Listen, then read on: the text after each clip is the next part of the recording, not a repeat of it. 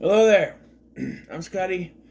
You're not. And, I was going to do a walk-on intro for this, but my doohickey thingamajigger, whatchamacallit, who's a what's it, wasn't, working right. So I have to charge it again. So, it's charging. So, I'll just sit. So, just a little bit before I go into this, so I recorded and uploaded a review for the first episode of the 1990s Flash series yesterday. Today I deleted it because I don't like deleting content, but here's the thing. So I even said it in the review I was mostly talking about the show itself. Not a lot of the plot was based on the episode. So I decided, sorry, look at my mouth. So I decided it'd be easier if I just talked about the show as a whole, as a short-lived review, like I was going to do, because it might be easier. But we're not doing that today. Sorry. Let me just... Today we're talking about a series, movie, and TV, eventually, that I wanted to talk about for a long time, and that's the Librarian series. Yes. The Librarian series started off as this first movie of the Librarian Quest for the Spear, which debuted on TNT in 2005. I think it was that late, but it was. This sort of was, it helped Noah Wiley's career after he left ER. He did these three movies, then he did Falling Skies, and then he went back to the Librarian for the TV show. Yes, and that'll be this. It spanned 2 sequels. Yes, and a TV series, which I will eventually talk about. And they're actually doing another, like a sequel series to it on the CW of all places. I don't know. I think TNT has stopped doing scripted TV shows, I think, a while ago. It was produced by Dean Devlin. This whole series produced by Dean Devlin. Who you may know for producing Roland Emmerich's films. And also, he also produced, I think he did Falling Skies, I'm not exactly sure, but maybe not. But he also produced Leverage, which is, another big show for me that I like so much. And eventually want to talk about, that would have to be episode by episode though, because there's so much that happens. I'm still contemplating if I want to do episode by episode for this, because I don't know. And this first film was the only one of the 2 films not directed, of the 3 films, not directed by Jonathan Frakes. It was actually directed by, I didn't look it up, Peter Winther, and stars Noah Wiley as Flynn Carson, a 16-year college student, no, I'm not joking, who is kicked out of college by Professor Harris, although we do find out later that there was a reason behind that. Sorry. So, who gets a job at the Metropolitan Library, and he finds out that there's more than just books there, and ends up going on an adventure to protect Spear of Destiny. Look, technically this was the first one to do it. Spear of Destiny, here, Legends of Tomorrow, Indiana Jones, they did it. This is the only one though where it doesn't have control over time and space like any other 2 things. This one, it controls life and death, which is a different spin on it, which I kind of like. And it makes sense, because if it was the spear that pierced Jesus Christ, causing his death before the resurrection, of course, uh, then you think you control life and death. That would make sense. You know.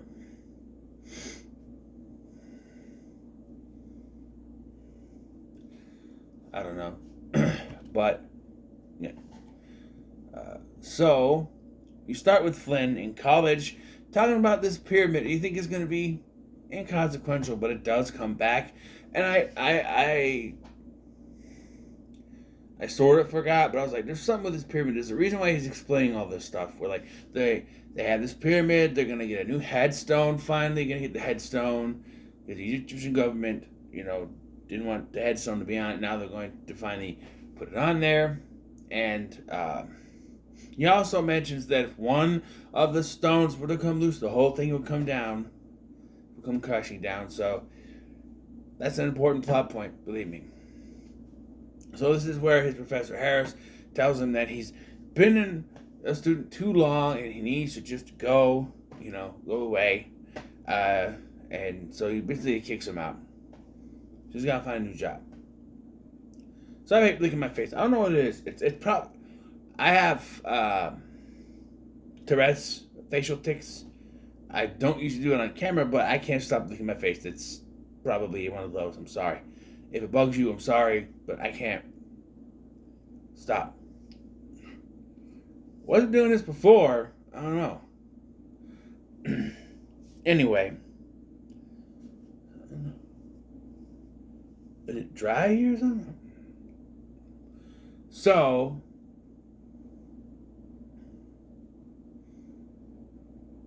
what was? So, we meet Flynn's mother, played by the late Olympia Dukakis. Didn't realize she passed away in 2021. She did. Although when I saw her, I was like, is this Helen Mirren? She looked a lot like Helen Mirren. I'm just saying. But it's not. No, it's Dukakis. And she wants Flynn to find a girlfriend so much that she sets him up with someone. I thought there was a gag where it was like a cousin or something. Maybe that's the second one. But here, like, he meets this woman, and, like, they have a conversation, and he's overly smart, and she's like, I'm just gonna go. Doesn't work out. It's his mom's motif in the first two, at least. I don't remember her being in the third one. Did the character die? I don't know. But he gets a letter from the Metropolitan Library, to become the new librarian. And there's all these people there, and he gets cold feet, but ends up going anyway because he's yelled at. And we meet Charlene, played by Jane Curtin, who most people might know from SNL, which I have seen her on there too, but I know from Third Rock from the Sun. She was John Lithgow's love interest in that show, and she was great there. She was great here. She's basically like a secretary for the library, and she asks Finn a bunch of questions. Eventually, he gives her the right answer, which is something that nobody knows. And so he knows that she has 3 cats and that she's had surgery and stuff like that. Something that nobody else could know. He's got this special ability, I guess, to be able to figure out things from someone. It's like a Sherlock Holmes thing or something. I don't know. But he's chosen to be the librarian. This is where we go. Librarian. This is where we go through the library and we see things such as Excalibur and a rocket jetpack, which that's supposedly an artifact to be kept in the library. I don't know. And there's a joke with, I think it's the apple from the Garden of Eden, but it's not. It's just an apple he left there. It's a joke. There's a snake there, though. What else is there? Oh, the Golden Chalice. The Holy Grail is smashed by the rocket, the jetpack. And at first I was confused. I'm like, wait a minute, isn't that what the third one's about? And I looked it up. And that kinda, but not that Holy Grail. It's a different one. It's something completely different. I want to get to that one. I'll talk about it. That one is probably my least favorite. They go in a wildly different direction with that one that I never particularly understood. We'll talk about it. So,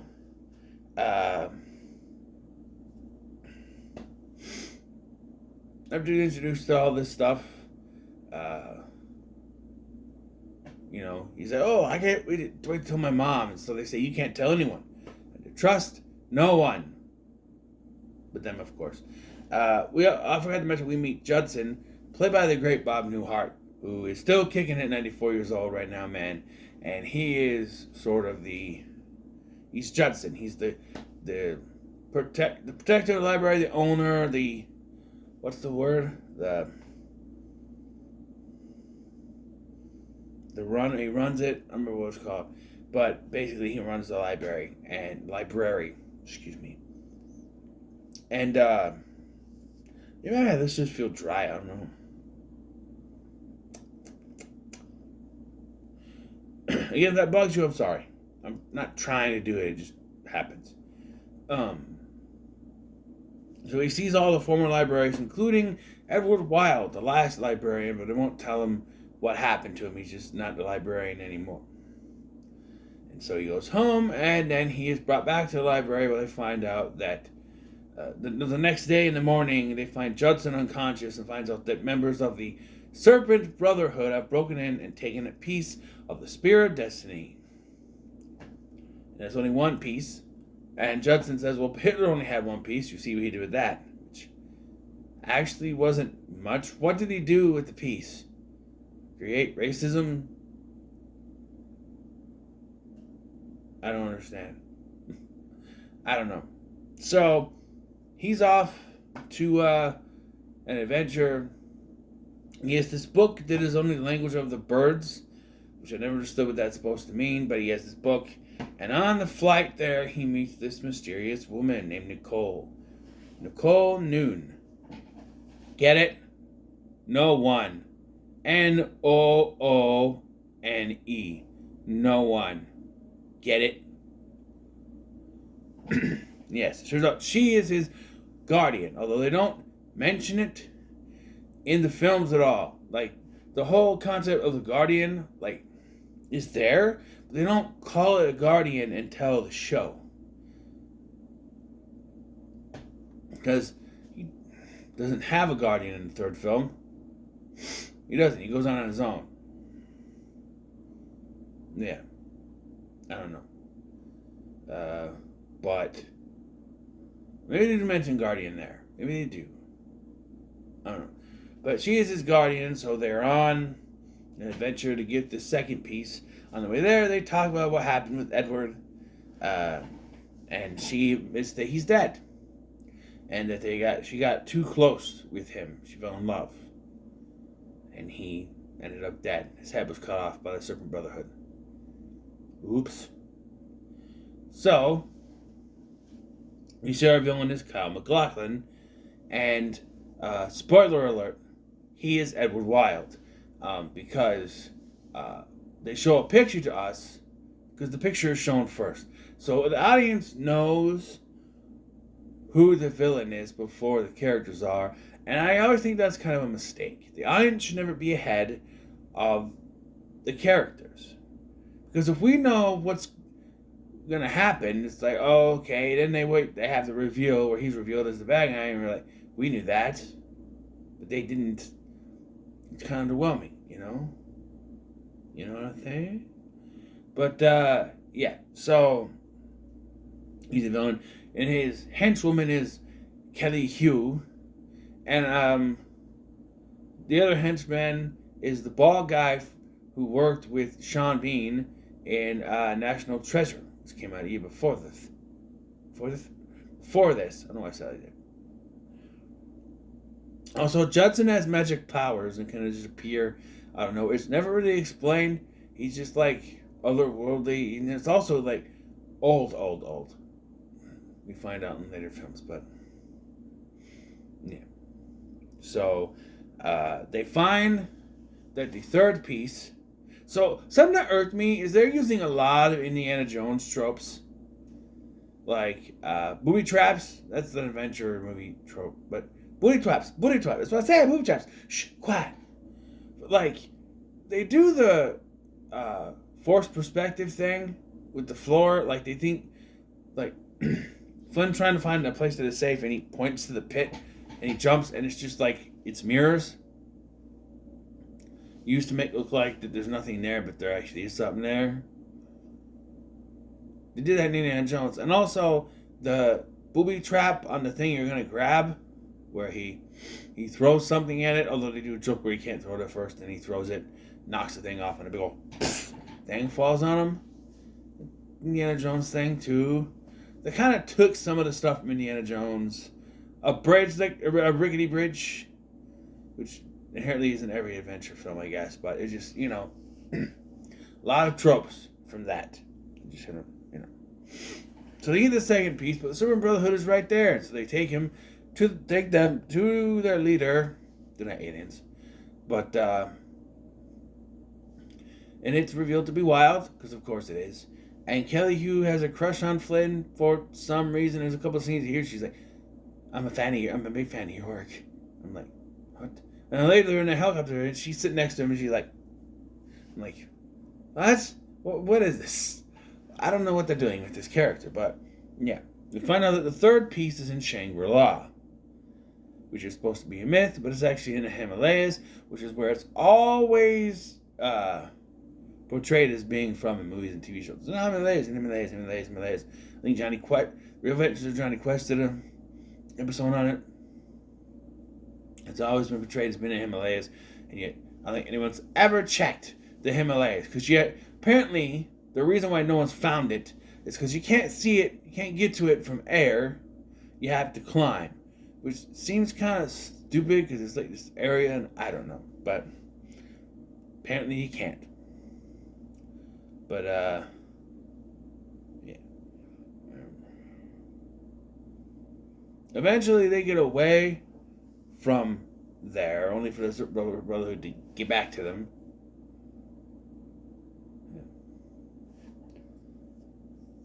No, wait, because they're in the Himalayas. No. They're found. Did they get away and then they're found again and then they taken? I don't remember. No. Oh, okay. They go camping, then they sneak, then the Brotherhood finds them, then they get away, and they get to the secret place. Then they get caught again, and this time taking a while, and then they go to the Himalayas. Right. Got it. Skip the step. And it's funny, though, because there's a conversation when they're at the campfire, and he does all these things about her, and he's like, okay, anything you do to me, do it. And she's like, Ned. And he's like,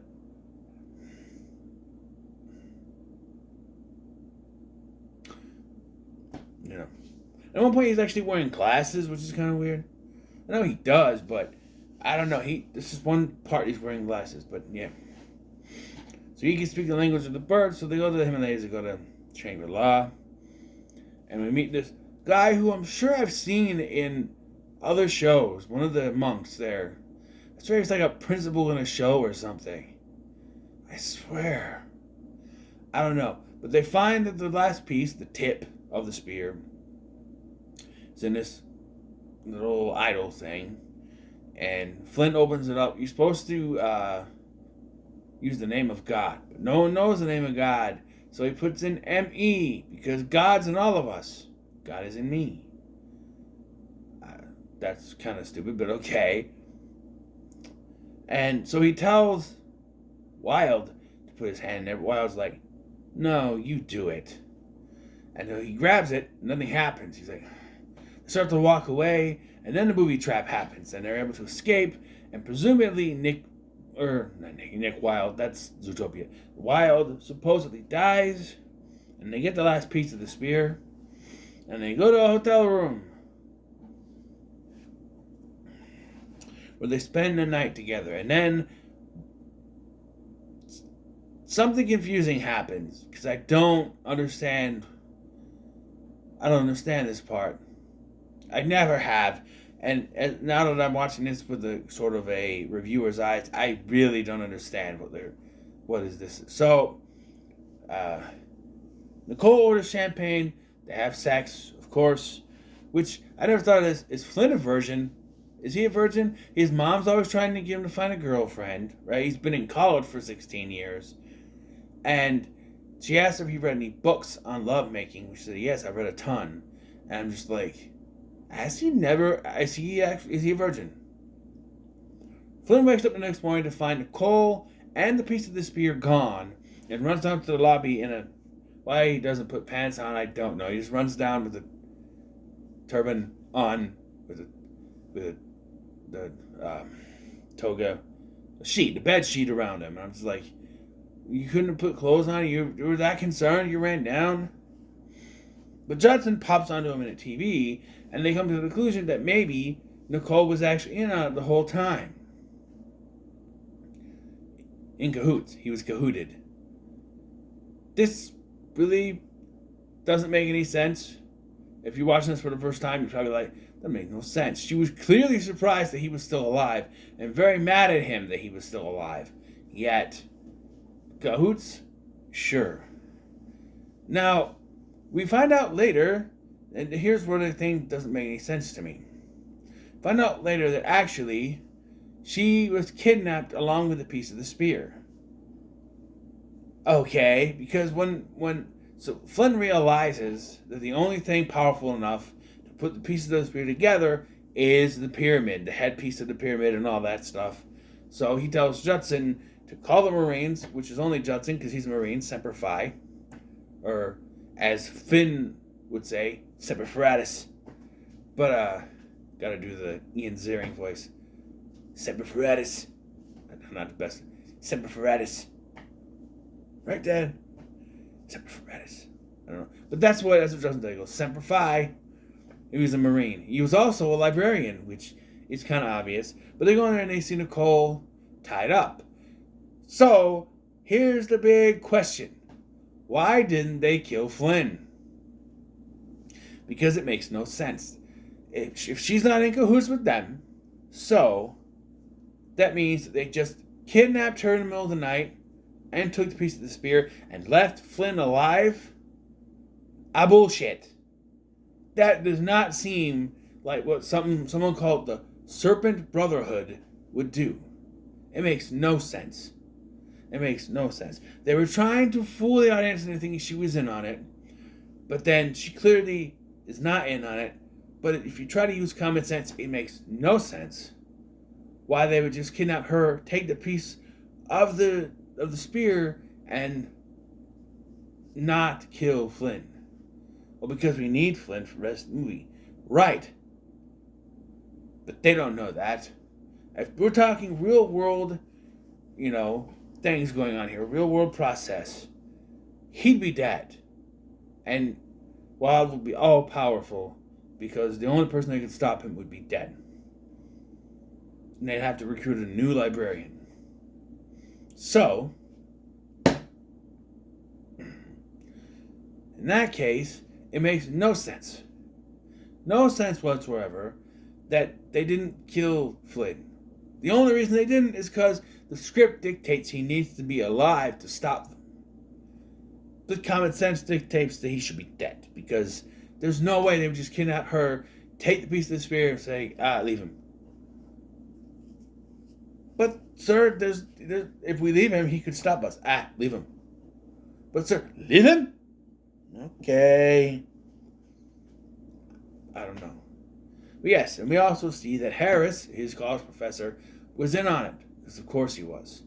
And that's why it's never specifically said in the movie. But I believe that the reason Flynn was fired because he thought Flynn would figure out what was going on. He didn't want Flynn anywhere around this, so he kicked him out. Not fired. He kicked him out so that he wouldn't figure it out, what was going on. So, or wouldn't get involved. So, yeah. He does get revenge though. Punches the guy in the nose, breaking his nose. But we see him, Wild, put together the piece of the spear, and then stab the bald guy from National Treasure, throw him into the beam, and then he's disintegrated. He goes to do it to Nicole, but Flynn saves her. And by the way, Judson is a badass. He beats up this guy. He's like, I was a librarian too, you know. And then, so he goes in, and he saves her. They run out, and there's a whole bunch of the Super Brotherhood. Then Judson just starts kicking their asses. I mean, just kicking their asses. And then Kelly Hugh comes out and says, I can't let you go do that. You should join us in taking over the world. And then Nicole's like, no, you're not. And they're going to fight. And then what I can only assume is the fighting song from Kill Bill, a different version of it, plays as the two women fight. Kill Bill was very new and out at the time, so yeah. But Flynn goes in to stop Wilde, and they have a struggle, which leads to Flynn being flung into one of the stones, which makes the thing move. So Flynn has an idea and causes Wilde to use the spear to knock some of the stones out, causing it to shake, move, and the headpiece to drop on Wilde, killing him. And Flynn gets the spear, all the bad guys taken care of, and the spear is taken back to the library. Flynn then pulls Excalibur out of the stone, because of course you gotta do that, and they surprise him with his very own portrait in the library. He's now officially the librarian. Oh, by the way, I want to go back. When he tells his mom he's a librarian, she's very disappointed. First she's like, oh, my son has a job. She's like, I work for the Metropolitan Library. She's like, you're a librarian? Your job is to organize books? Like, yeah. So now he's having lunch with his mom, and Nicole comes riding up, and she introduced to her mother. This is Nicole. They're together for now. And then they write off saying that the Scorpion something or other are stealing H.G. Wells' time machine. And it's cool. And I feel like that would have been a fun follow-up, a fun sequel. We don't get that. Nope. We go to King Solomon's Mines in the next one. King Solomon was the one who, gold. Wasn't he the one that asked for the hands of gold? Or power to turn anything into gold? Wasn't that him? That was King Solomon, right? I think it was. Anyway, we'll figure it out when we get that one. But yeah, and Nicole. Well, I can't say we never see her again, but when we see her again, she's played by a different actress, and that's not until the Librarians show. So, yeah, kind of confusing. They do the thing, the Indiana Jones, James Bond thing, of each movie has a different female lead. And that trope has always been kind of annoying. Because it's like, I don't know, they could have used, like there's some movies where you say, we could bring this character back, but you don't, and all that stuff. It's just like, I don't know. I mean, they bring Marion back in the fourth one, so I guess that's not all different. She's in the fifth one too. But not for very long. Cameo at the end. Phoebe Waller-Bridge is very annoying, but she's also the female in that lead, but she's his god niece, I guess. Shia LaBeouf can be considered the female lead in the fourth one. Nah, but yeah, this was pretty good. I will admit though, some of the effects. A lot of green screening. Yeah, there's a lot of, shots where they're clearly in front of a green screen. It's clearly it's a composite shot. They're in front of a green screen, and there's still some effects that did not age very well. But overall, I still think it's pretty good. I think the story itself is held up pretty well, but the rest of the movie is kind of like the effects have not. But that's made for TV for a made-for-TV film from 2005. It's not bad. And just 1 year later, we would be back for The Librarian: Return to King Solomon's Mines, which it'll be interesting. So, what are your thoughts on The Librarian: Quest for the Spear? Let me comment below. We should like, share, and subscribe. Thanks for watching. I'm Scotty, and I'll see you in the next one.